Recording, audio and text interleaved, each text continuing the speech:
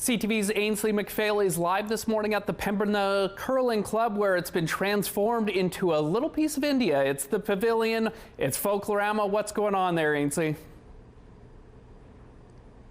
Well, if you've ever wondered about how to put on a sari, we're going to give you a step-by-step. Leisha's going to show us, and I've got Pranay to my left. We're going to talk about the turban.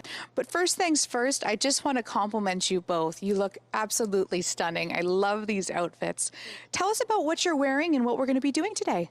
Okay, so today we have our sari booth over here where you'll be able to take a look at the different types of styles of draping that we do have and the colors and patterns. So right here we have a traditional style of sari, which is just wrapped around the waist and then thrown over the shoulder, the end of the sari, which is called a palla.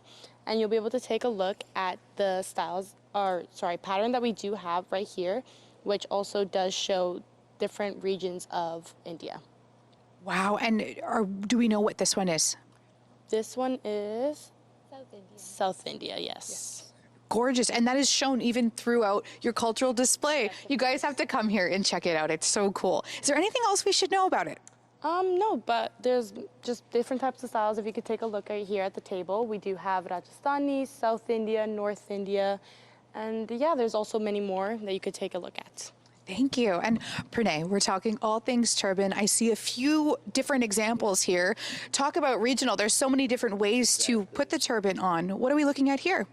So different regions of India has different ways to style a pug. For example, as you can see here in Maharashtra, one of our states, they tie their pug like this. In Punjab, they sort of tie it like this. This is called the pug.